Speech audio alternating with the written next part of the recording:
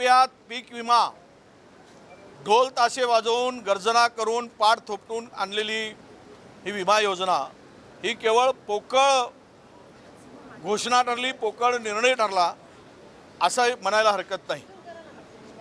सरकारने शेतकऱ्याकडून 1 रुपयात विमा देतो म्हणून फार गाजावाजा केला, महाराष्ट्रभर लोकप्रियता मिळवून घेतली, शेतकऱ्याची मतं घेतली। जवळपास 7-8 हजार कोटी रुपये सरकारी तिजोरीतून पीक विमा कंपन्यांना भरले, पण शेतकऱ्यांच्या पदरात काय पडलं तर शून्य।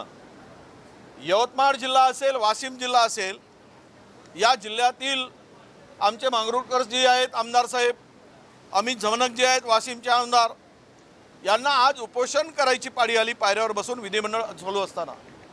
का आवश्यकता पडली तर या दोनही जिल्ह्यात पीक विम्याचे पैसे शेतकऱ्यांना मिळाले नाही। संपूर्ण पीक उद्ध्वस्त झालं, शेतकऱ्यांच्या पदरात काही आलं नाही, तरी पण पीक विम्याचे पैसे मिळत नसतील तर शेतकऱ्यांनी जगायचं कसं, म्हणून त्यांच्या पाठीमागे खंबीरपणे उभं राहण्यासाठी या दोनही लोकप्रतिनिधींनी आज उपोषणाचा मार्ग अवलंबला। करोडो रुपये खर्च करताना केवळ 25% सुद्धा शेतकऱ्यांच्या पदरात मिळाले नाही। आणि या दोन जिल्ह्यात तर सातत्यानं अनेक संकटाला शेतकरी सामोरं जातो आहे, आणि तरी पण पीक विमा कंपन्या यांना मदत करत नाहीत किंवा मोबदला देत नाहीत, तरी सरकारच्या इशाऱ्यावर आहे। माझी माहिती अशी आहे की पीक विमा कंपन्याकडून सरकार काय हप्ता घेतो काय, काही पैसे काढून घेतो काय, का हिंमत करतात ही कंपन्या आणि का मदत मिळत नाही शेतकऱ्यांना, तर यामागचा सुद्धा मोठा एक रॅकेट आहे असं मी मानतो। यासाठी आज या लोकांनी, आमच्या दोनही आमदारांनी उपोषणाला बसल्यानंतर कृषी मंत्र्यांनी आज संध्याकाळी बैठक लावून यावर सर्वकष चर्चा करायची आणि यातून शेतकऱ्यांना कसा आपल्याला मोबदला देता येईल याचा निर्णय घेण्याचं आश्वासन दिलेलं आहे। आणि त्यामुळे आज यांनी आमच्या दोनही आमदार महोदयांनी उपोषणाला स्थगिती दिली, उपोषण स्थगित केलेलं आहे। मागच्या अधिवेशनाला सीएमने म्हणाले होते की मी सरसकट जे विमा कर्ज माफी करणार आहे आणि 7/12 सुद्धा कोरा करणार आहे। हे फक्त आश्वासनच नाही, 7/12 वगैरे कोरा काहीच होत नाही। 7/12 कोरा करणे हे केवळ एक घोषणा आहे, पोकळ घोषणा आहे।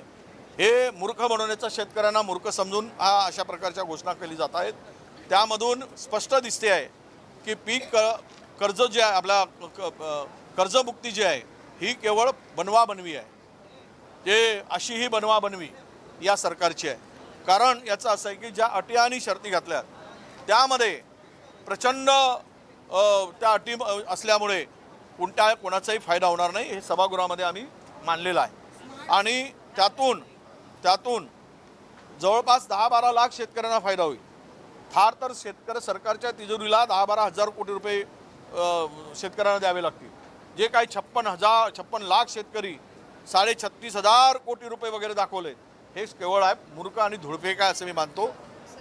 हे सरकार कमिशनखोरीमध्ये एवढं गुंतलेलं आहे की त्यांना इन्फ्रास्ट्रक्चरवर कमिशन जास्त मिळतं, त्यामुळे शेतकरी मेला काय जगला काय त्याचं यांना काही देणं घेणं नाही आहे, हे आता सिद्ध झालेलं आहे। फोडाफोडीचं राजकारण एके दिवशी भाजपच्या स्मार्ट मीटरवरती पण आश्वासन दिलं होतं की आम्ही लावणार नाही, पण एमएसआरटीसी हे आपले स्मार्ट मीटर लावते। स्मार्ट मीटरच्या संदर्भात या आठवड्यामध्ये किंवा पुढच्या आठवड्यामध्ये चर्चा होणार आहे। स्मार्ट मीटरच्या नावाखाली ग्राहकांची लूट चालली आहे, डबल टिबल इलेक्ट्रिकचे बिल येत आहेत। जेवढं काही त्या मला वाटतं की महाराष्ट्रातील ग्राहकांना इलेक्ट्रिकच्या लुटून त्यांना उद्ध्वस्त करायचा विळाच उचलला आहे या स्मार्ट मीटरच्या नावाखाली। ते पैसे 2 वर्षापासूनचे पैसे कापणं सुरू आहे। जवळपास सगळ्या ठिकाणी हे स्मार्ट मीटर लावले जात आहेत। जुना मीटर असेल तर बिल अधिकचे लावले जातात आणि त्यांना सांगतात की हे अधिकचे बिल आले, तुझ्या मीटरमध्ये फॉल्ट आहे, नवीन मीटर लाव, स्मार्ट मीटर लाव, आणि स्मार्ट मीटर लावल्यानंतर 4 पट बिलं दिली जातात। हे संपूर्ण महाराष्ट्रातील गरीब, सामान्य शेतकरी, मजूर, दलित, शोषित, ओबीसी, पीडित या सगळ्या माणसाला लुटण्याचा गोरखधंदा महाराष्ट्र सरकारने सुरू केला आहे। हा गोरखधंदा आहे आणि त्यातून मरा वाचा काही देणं नाही। प्रचंड सत्ता आमच्या हातात आहे, हम करे सो कायदा या पद्धतीनं महाराष्ट्राला उद्ध्वस्त करण्याचं काम सुरू आहे।